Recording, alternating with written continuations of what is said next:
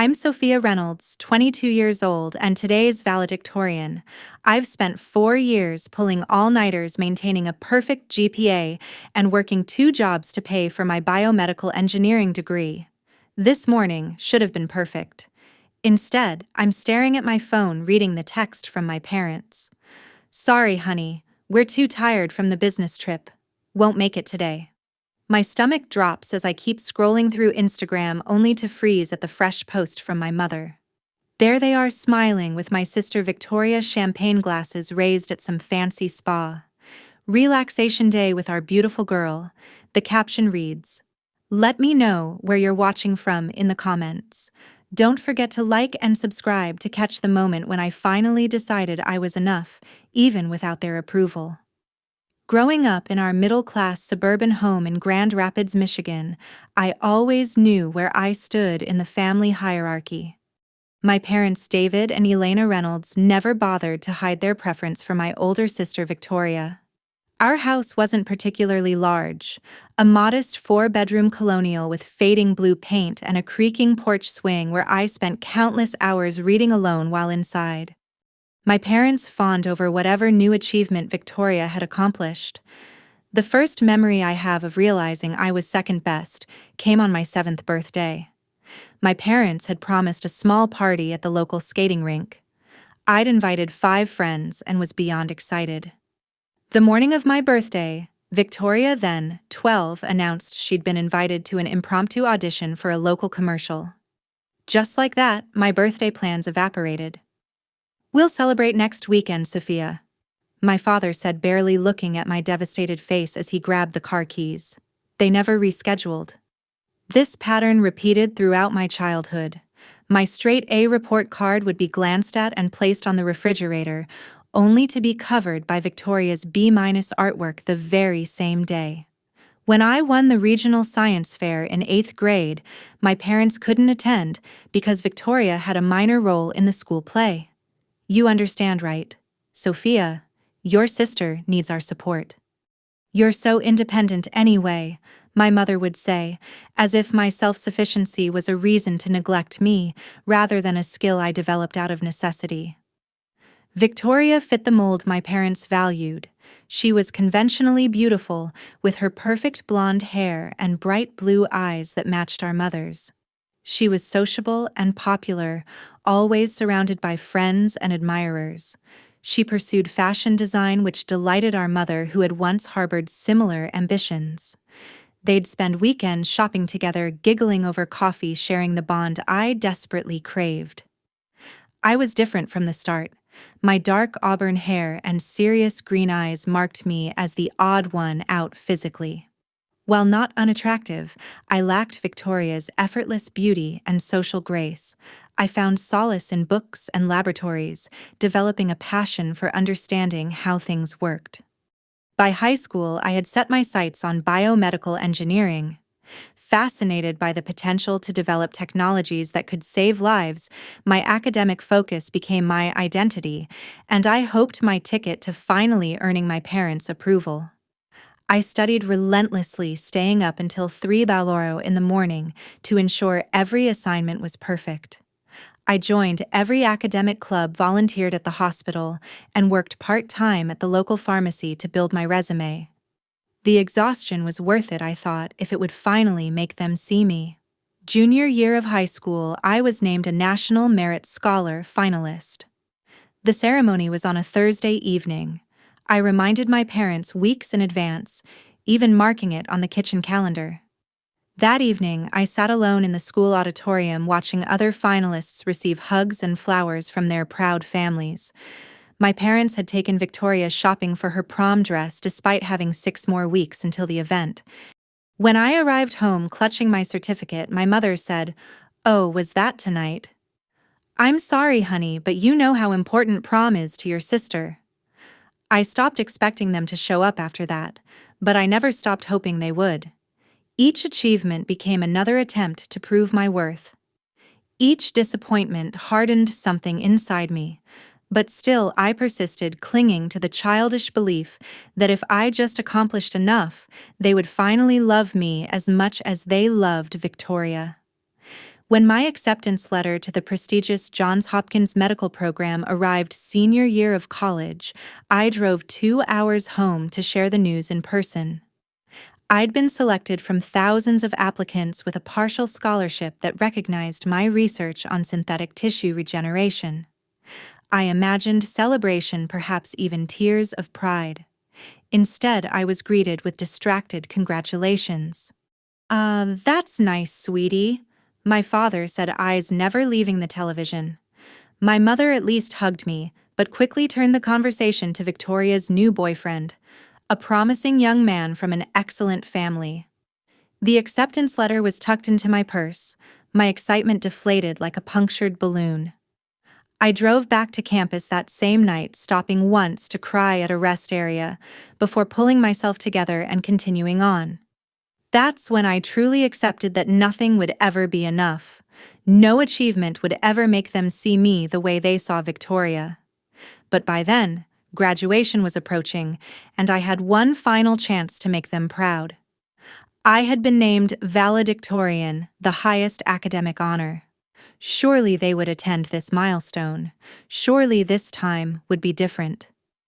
The weeks leading up to graduation were a blur of exhaustion and anticipation.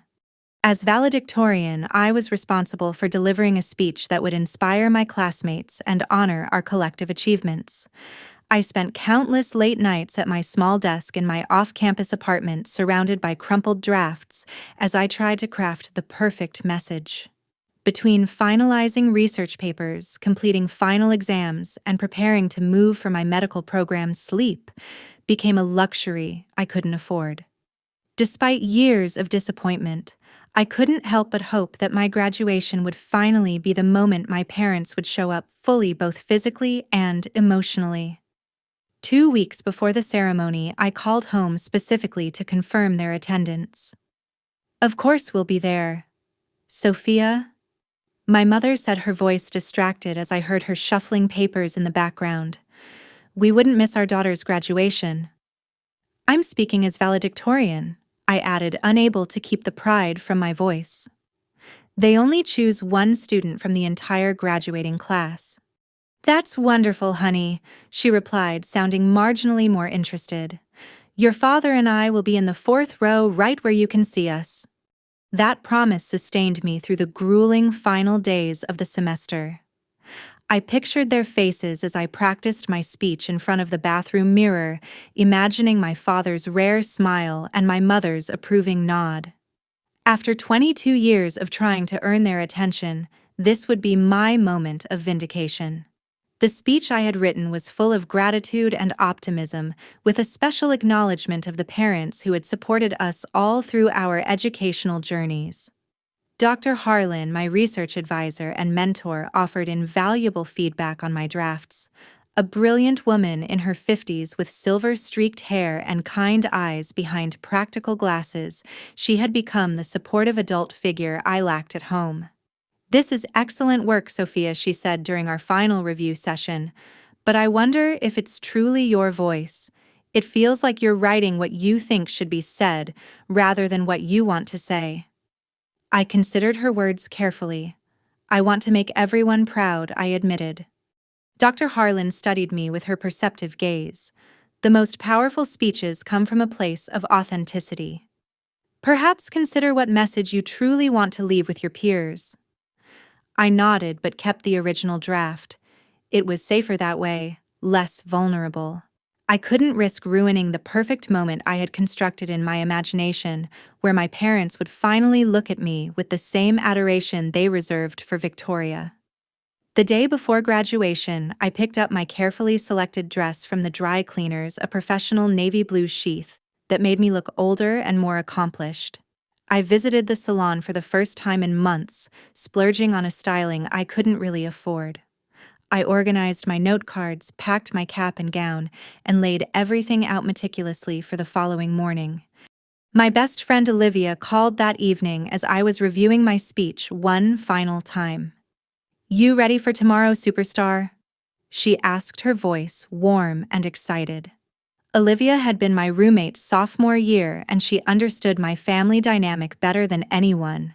She had witnessed my disappointment firsthand multiple times and had offered her own family as substitute support when mine was absent. "As ready as I'll ever be," I replied, trying to sound confident, just nervous about the speech. "You're going to be amazing," she assured me. "Mom and Dad are bringing signs with your face on them just to embarrass you properly." I laughed, genuinely touched by her parents' enthusiasm. "Tell them thank you, but signs are definitely not necessary." "Too late," Olivia said cheerfully. "Dad's already laminated them." "Oh, and Mom's bringing her good camera to record your speech. She knows your parents will want a copy." The knot in my stomach tightened. Speaking of which, I should call them to confirm the details for tomorrow. After saying goodbye to Olivia, I dialed my parents' number, rehearsing in my head what I would say. The phone rang 4 times before my father answered with a distracted, "Hello, hi Dad, it's Sophia. I just wanted to make sure you have all the information for tomorrow. The ceremony starts at 10:00, but families should arrive by 9:30 to get good seats." Right, he said vaguely. "The graduation thing." My heart sank at his tone. "Yes, Dad. My college graduation. I'm valedictorian. Remember?" "Of course I remember," he said, sounding slightly annoyed. "Your mother has it on the calendar. We'll be there." "Great," I said, trying to keep the uncertainty from my voice. "I'll text you the parking information. There's a special lot for families of graduates." "Fine," he replied. "Is that all? We're just walking out the door for dinner." "Yes, that's all," I said quietly. "See you tomorrow." "Good night," he said, and hung up before I could respond. I stared at the phone in my hand, trying to ignore the familiar feeling of being an afterthought. They would be there tomorrow, I told myself firmly. They had promised this time would be different. I woke before my alarm on graduation day, sunlight barely filtering through my curtains. Despite my nervous stomach and the fatigue of too many late nights, excitement hummed through me as I moved around my apartment. This was it. Years of work culminating in one perfect day. I showered and carefully applied makeup, taking extra time to ensure everything was flawless. I styled my hair the way the salon had shown me, pinned my cap securely, and slipped into my dress. Standing before the mirror, I took several photos of myself with my phone. No one was there to capture the moment for me, but I was determined to document it anyway. As I was gathering my notes and gown, my phone chimed with a text message. My heart leapt, assuming it was my parents confirming they were on their way. Instead, what I read made my blood run cold. "Sophia, something's come up. Dad and I are exhausted from the business trip that ran late last night. We won't be able to make the drive up this morning. So sorry, honey. Take lots of pictures. Love you." I read the message 3 times, unable to process the words. They weren't coming. After all the promises, all the reminders, all the years of work, they simply weren't coming. I sank onto the edge of my bed, still clutching my phone, a strange numbness spreading through me. When the numbness cracked, the pain that flooded in was overwhelming. I stumbled to the bathroom, slid down against the cool tile wall, and finally let the tears come. Deep, wrenching sobs that shook my entire body. I had been so sure that this time would be different, so certain that becoming valedictorian would finally be enough to make them show up for me. After 10 minutes of unrestrained crying, my phone rang. I wiped my eyes and saw Olivia's name on the screen. "Hello," I answered, unable to completely hide the thickness in my voice. "Sophia, what's wrong? Are you okay?" Olivia's concern was immediate. "They're not coming," I said, simply, fresh tears threatening my parents. "They just texted that they're too tired from their business trip." "Those absolute jerks!" Olivia exclaimed, outrage clear in her tone. "After everything you've done, they can't drive 2 hours to see you graduate at the top of your class." "Guess not," I said, trying for a light tone and failing miserably. "Listen to me," Olivia said firmly. "This is still your day. You've worked too hard to let them ruin it. My parents will record everything and we'll celebrate after. You deserve this moment with or without them. Her words penetrated the fog of disappointment. She was right. I had earned this achievement entirely on my own. Perhaps it was fitting that I would accept it the same way. "You're right," I said, standing up and looking at my reflection. My eyes were red and puffy, but nothing a cold compress and some additional makeup couldn't fix. "I'll see you there." After repairing my appearance, I gathered my things and headed to the ceremony venue. The campus was transformed for the occasion, with proud families taking photos of graduates in every picturesque spot. I navigated through the crowd, trying not to notice how alone I was among the clusters of supportive relatives.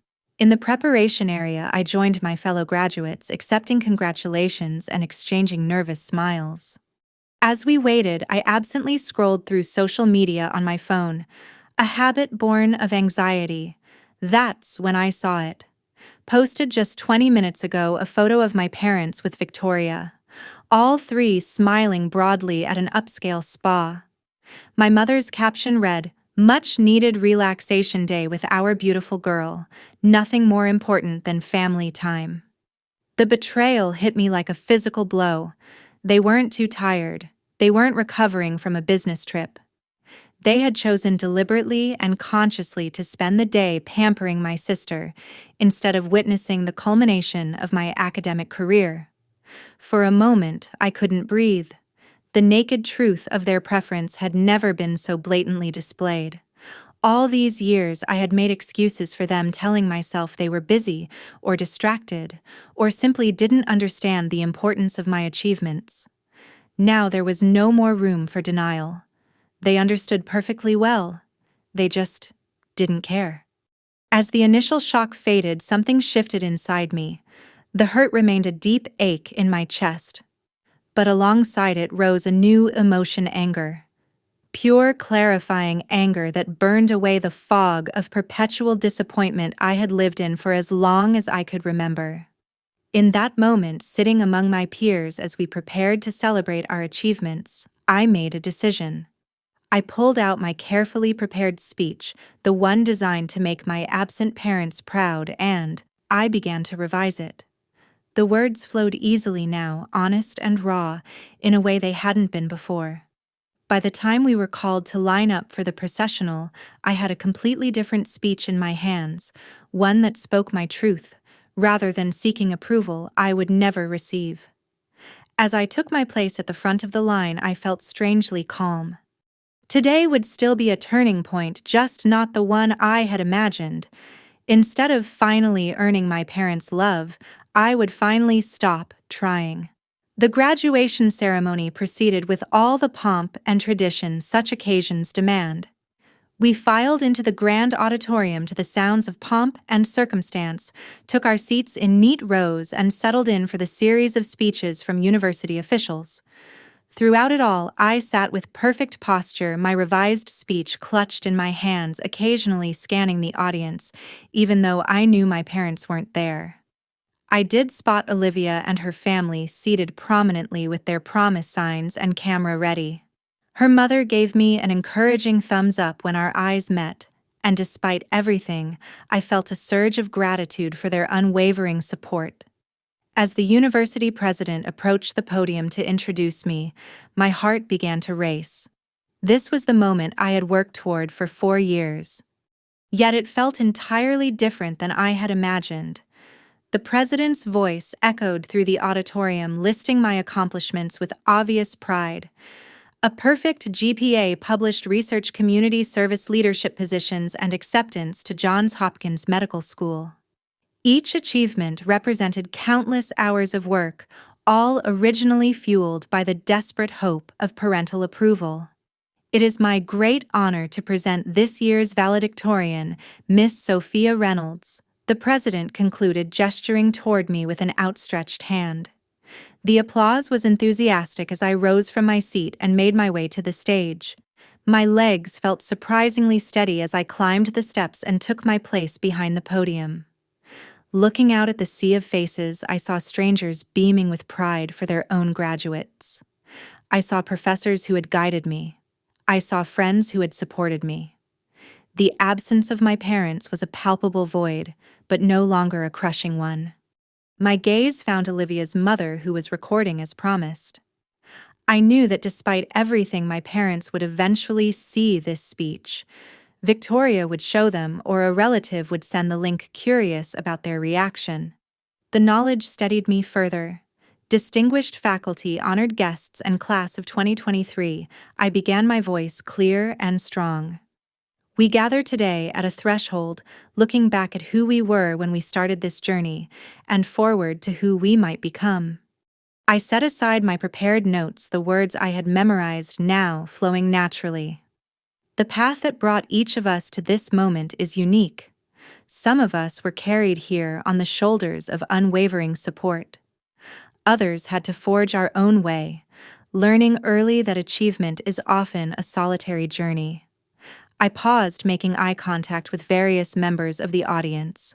What unites us is perseverance, the capacity to continue moving forward even when the path is difficult, even when those we hoped would walk beside us choose a different route. A ripple of reaction moved through the crowd as they sensed this was not the standard valedictorian fare. I stand before you today as someone who learned that external validation is a poor foundation for self-worth. For too long, I measured my value through others' eyes, particularly those who could never see me clearly.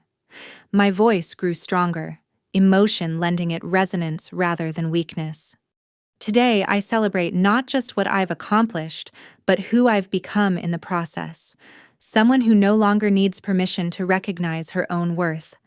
Someone who understands that sometimes the people we most want to witness our journey are unable or unwilling to do so. I looked directly into the camera Olivia's mother held, knowing my next words would eventually reach my parents. To everyone who showed up today, thank you for recognizing the importance of bearing witness to achievement. Your presence is a gift that will be remembered long after the diplomas have been framed. I took a deep breath for the most important part. And to everyone who didn't show up for whatever reason, I said, my gaze steady and unflinching, this one's for you, because in your absence I found my own strength. I learned that I am enough exactly as I am, whether or not anyone else recognizes it. A murmur ran through the audience, followed by the beginning of applause. I raised a hand slightly, indicating I wasn't finished. Class of 2023, as we move forward from this place, I hope you carry with you the knowledge that your worth is inherent. It exists independently of recognition or approval. The most important validation comes from within. I smiled then, genuine and free in a way I hadn't felt in years. Congratulations to all of us. Whatever comes next, we've proven we have the resilience to face it. Thank you. The applause began slowly, then built to a crescendo. People rose to their feet. First a few, then entire sections until the whole auditorium was standing.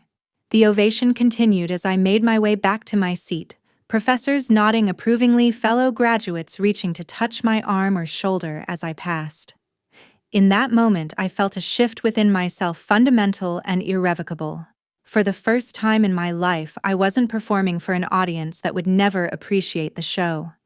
I was simply and authentically myself, and somehow that was enough to bring a room full of strangers to their feet.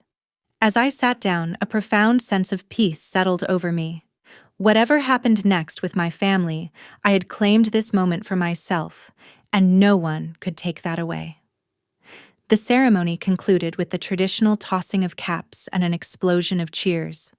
I moved through the crowd of celebrating graduates, accepting congratulations and well wishes from classmates, many of whom had never spoken to me before my speech. There was a new respect in their eyes, a recognition that went beyond academic achievement. Dr. Harlan found me among the throng, her eyes suspiciously bright behind her glasses. That she said, gripping my shoulders firmly, was the most honest valedictorian speech I've heard in 30 years of teaching. I'm incredibly proud of you, Sophia, not just for your accomplishments, but for your courage. Her words touched me deeply. This was the maternal pride I had sought for so long, offered freely by someone who truly saw me. Olivia and her family surrounded me next, her father insisting on photos with their embarrassing signs, her mother hugging me tightly. "We recorded everything," she assured me, "and we've made dinner reservations to celebrate. No arguments were taking you out." I surrendered to their kindness, allowing myself to be shepherded to a local restaurant where they ordered champagne and toasted my success. My phone remained conspicuously silent throughout the meal. No congratulatory messages from my parents or sister appearing. It wasn't until I returned to my apartment, pleasantly tired and slightly buzzed from champagne, that I saw the notifications. 3 missed calls from my mother, 2 from my father, and several text messages, all sent within the last hour. "What were you thinking with that speech? You've embarrassed the entire family. Call us immediately." I set the phone aside without responding, a small act of defiance that felt enormously significant. For once, I wasn't rushing to explain or apologize or make things right. Their feelings about my speech were their own to manage. I was hanging up my graduation gown when a pounding at my door startled me. Through the peephole, I saw Victoria, her perfect features contorted with anger. Steeling myself, I opened the door. "What the hell was that?" she demanded, pushing past me into the apartment without waiting for an invitation. Her hair was still perfectly styled from the spa, her designer outfit immaculate. "Do you have any idea how upset Mom and Dad are right now?" "Hello to you too, Victoria," I said, closing the door calmly. "Congratulations on your spa day. It looked relaxing." She spun to face me, cheeks flushed with indignation. "Don't be petty, Sophia. So they missed one event. Big deal. Did you have to publicly humiliate them in front of everyone?" "I didn't name them," I pointed out. "I didn't even specifically say they weren't there. I spoke my truth, which is that I've spent my entire life seeking validation from people who were never going to give it." "That's ridiculous," Victoria exclaimed. "Mom and Dad have always supported you." "Have they?" I asked quietly. "When? Give me examples, Victoria. When have they ever put me first or even equal to you?" "They paid for your college," she shot back. "They paid the same amount they paid for yours," I corrected. "The rest came from scholarships I earned and jobs I worked while maintaining a perfect GPA. Jobs I wouldn't have needed if they'd given me the same financial support they gave you for your fashion program." Victoria rolled her eyes. Here we go, with the martyr routine. Poor Sophia, always overlooked. Something in me snapped at her dismissal. Years of silently accepting my place erupted in a calm, detailed inventory of exactly how different our childhoods had been. "They missed my 7th birthday party for your commercial audition. They skipped my National Merit Scholar ceremony for your prom dress shopping 6 weeks before prom. When I got into the most prestigious medical program in the country, Dad didn't even look up from the television." I took a step toward her, my voice still measured but intense. "They attended every single one of your fashion shows but couldn't make time for my research presentation that won a national award. They helped you move into every apartment you've ever had while I packed and unpacked alone. They call you just to chat. But I only hear from them when they need something or when I initiate contact." Victoria's expression had changed, her anger giving way to uncertainty. "Today they told me they were too tired from a business trip to attend my graduation where I was being honored as valedictorian. Then they posted pictures at a spa with you, proving that was a lie. They didn't even try to hide it, Victoria. That's how little they thought of my feelings or my achievement." My sister sank onto my couch, the righteous indignation draining from her posture. "I didn't know they told you they couldn't come because they were tired," she said quietly. "They just said they wanted to treat me before my Fashion Week presentation next month." "Of course they did," I said, not unkindly. "They've never wanted you to see the disparity in how they treat us. That would require them to acknowledge it." Victoria looked up at me, her eyes troubled. "Have they really been that bad?" "Yes," I said simply, "and I've spent my entire life trying to earn the love they give you freely. Today, I finally realized that's never going to happen, and I need to stop trying." Silence fell between us, heavy with years of unspoken truths. Victoria seemed to be processing, reevaluating countless memories through this new lens. I'm sorry, she finally said, her voice small. I never saw it. I never even looked for it. Why would you? I asked, sitting beside her. You were getting what you needed. That's not your fault. But I should have noticed, she insisted, tears forming in her eyes. I'm your sister. I should have seen how they treated you. I shrugged suddenly, exhausted. Maybe, but they're the parents. The responsibility was theirs, not yours. Victoria wiped at her eyes, smearing her perfect makeup. What happens now? Now, I said, I stop orienting my life around winning their approval. I focus on my medical program and building a life that fulfills me, whether or not they ever truly see me. My sister nodded slowly, then stood. I should go. I told them I was just running to the store. She paused at the door. For what it's worth, Sophia, I am proud of you. I always have been, even if I didn't show it well. I nodded, accepting her words for what they were. A beginning, not a resolution. Thank you for coming, even if it was to yell at me. Victoria gave a watery laugh. Your speech really was amazing.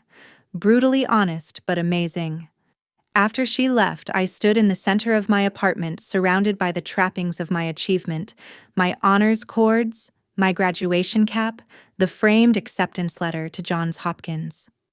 For the first time, I looked at them not as attempts to earn love, but as testaments to my own determination and ability.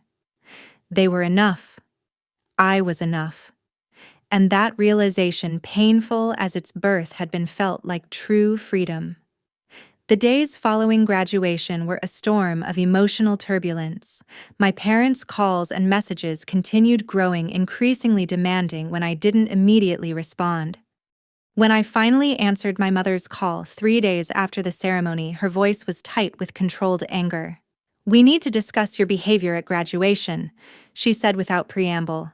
Your father and I are extremely disappointed. I'm sorry you feel that way, I replied. The script I'd practiced in my head helping me maintain composure. I spoke honestly about my experience. You humiliated us publicly, she countered. Everyone is talking about it. Mrs. Thompson called to ask if we were having family problems. I almost laughed at the irony. And what did you tell her? That you were being dramatic. Of course, my mother said that we've always supported you, and you chose to twist things for attention. The accusation stung, but not as deeply as it once would have. That's not true. Mom and I think you know it. But I didn't call you out by name, and I won't do so now. My speech was about my journey, not about punishing you and Dad. We deserve an apology, she insisted. I took a deep breath. I'm not going to apologize for speaking my truth. What I will say is this. I'm setting a boundary. I won't engage in conversations that dismiss my feelings or experiences. If you want to have a relationship with me moving forward, it needs to be based on mutual respect. The silence that followed was profound. When my mother spoke again, her voice had chilled considerably. I don't recognize you anymore, Sophia. This isn't how we raised you. Maybe that's the problem, I said quietly. Goodbye, Mom. I'm here when you're ready to really talk. I ended the call before she could respond, my hand trembling slightly but my resolve firm. Setting boundaries with my parents was new territory, simultaneously terrifying and liberating. My father's call came the next day, his approach more stern than my mother's emotional manipulation. This nonsense has gone on long enough, he said. Your mother is upset, and frankly, so am I. We've given you everything, and this is how you repay us. Dad, I interrupted. Can you name 3 events from my academic career that you attended? Just 3. Just? His hesitation spoke volumes. That's not fair, Sophia. We were busy building the life you enjoyed. I lived that life, Dad. I know exactly what it was like, and I'm not interested in pretending anymore.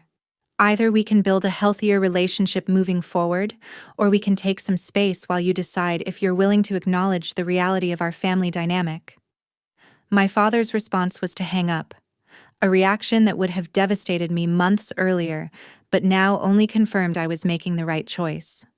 As June turned to July, I threw myself into preparing for my move to Baltimore, in the beginning of my medical program. Olivia helped me pack my apartment, providing moral support and practical assistance in equal measure. "Have you heard from them?" she asked one afternoon as we wrapped dishes in newspaper. "My parents."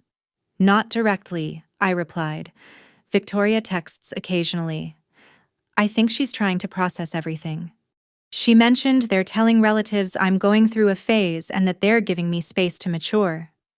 Olivia snorted derisively. "Unbelievable. They really can't take any responsibility, can they?" "Apparently not." I agreed, sealing a box with packing tape. "But the weird thing is, I'm okay with that. I'm not waiting for them to validate my experience anymore. It was true."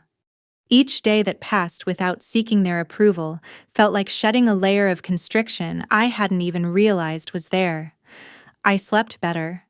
I made decisions based solely on what I wanted, not how they might react. I began to discover aspects of my personality that had been suppressed in my efforts to be the perfect achievement-oriented daughter they might finally love properly. By mid-July, my mother extended an olive branch in the form of an invitation to dinner at their house. "We miss you," her text read. "Let's put this unpleasantness behind us and move forward as a family." I accepted with clear parameters. I'd like that, but moving forward means acknowledging the past, not pretending it didn't happen. The dinner itself was uncomfortable, the conversation artificially light as we all navigated the new terrain. My parents made no direct reference to my speech or our subsequent conversations, clearly hoping that simply gathering around the same table would reset everything to the familiar dynamic. Victoria was present but unusually subdued, watching our parents with a new awareness in her eyes. Twice. She redirected the conversation when our mother tried to monopolize it with news of Victoria's latest achievements. "Actually, I'd love to hear more about Sophia's research," she said pointedly after our mother spent 15 minutes discussing Victoria's upcoming fashion showcase. "The regenerative tissue work sounds fascinating." The look of surprise on our parents' faces might have been comical under different circumstances. They had no framework for engaging with my academic interests beyond surface platitudes. As the evening concluded without any meaningful resolution, I realized that true reconciliation would take far more time and willingness than a single dinner could provide. My parents were not yet ready to see the pattern, much less acknowledge their part in creating it. The following week, I received an offer for a specialized research track within my program, requiring an immediate move to Baltimore for summer preparation. It meant missing the family's annual Labor Day gathering at our grandparents' lake house, an event that had always highlighted the disparate treatment between Victoria and me. In previous years, I would have declined the opportunity to avoid disappointing my parents. This time, I accepted without hesitation, informing them of my decision rather than asking for their blessing. "But it's tradition," my mother protested during our phone call. "Everyone will be asking where you are." "I'm sure you'll manage to explain my absence," I replied calmly. "This opportunity is important for my career, and I'm taking it." The silence that followed was heavy with the recognition that our relationship had fundamentally changed. I was no longer the compliant daughter desperate for scraps of approval. Before I left Michigan, Victoria visited my nearly empty apartment, bringing coffee and an awkward determination to connect. "I've been thinking a lot about what you said," she admitted, perched on a packing box since my furniture had already been sold, about how different our experiences were growing up. I started making a list of all the events in my life that Mom and Dad attended, and then tried to remember if they went to your equivalent moments. She looked up, genuine distress in her eyes. "The disparity is staggering, Sophia. I never saw it before, but now I can't unsee it." "What will you do with that awareness?" I asked, genuinely curious rather than accusatory. Victoria sighed. "I don't know yet. I've tried bringing it up with Mom, but she just changes the subject or tells me I'm being influenced by your negativity. But I know what I've seen now, and I'm sorry I was complicit in it for so long." Her apology, unexpected and sincere, touched me deeply. "Thank you," I said simply. "That means a lot." As August arrived and I prepared for my final departure, I made the difficult decision to decline the family's Christmas invitation preemptively. My mother's reaction was predictably dramatic, accusing me of tearing the family apart and holding grudges. I held firm, explaining that I needed time and space to focus on my own well-being. It wasn't punishment, I assured her, but self-preservation. I couldn't continue pretending that being around them wasn't emotionally damaging until real changes occurred. That boundary, more than anything else, made clear the transformation I had undergone. The daughter they knew would never have prioritized her own mental health over family harmony. The woman I was becoming understood that sometimes the most loving choice you can make for yourself is to step back from those who cannot see you clearly, even when those people are your parents. 1 year after my graduation, I stood in the atrium of Johns Hopkins Medical Research Center, waiting to receive an award for my work on synthetic tissue regeneration. The past 12 months had been transformative in ways I could never have anticipated. Immersed in challenging work that genuinely excited me, surrounded by colleagues who valued my contributions, I had flourished. My contact with my parents had been minimal, limited to brief phone calls on holidays and the occasional text message. Each interaction was cordial but distant, neither of us quite knowing how to bridge the chasm that had opened between us. I no longer blamed them with the intensity I once had, understanding that they were products of their own upbringings and limitations. But understanding didn't mean accepting the same treatment that had diminished me for so long. As I scanned the gathering crowd, a familiar figure caught my eye. Victoria, elegant as always but somehow softer around the edges, was making her way toward me. I hadn't expected her to come, hadn't even told my family about the award, not wanting to set myself up for another disappointment.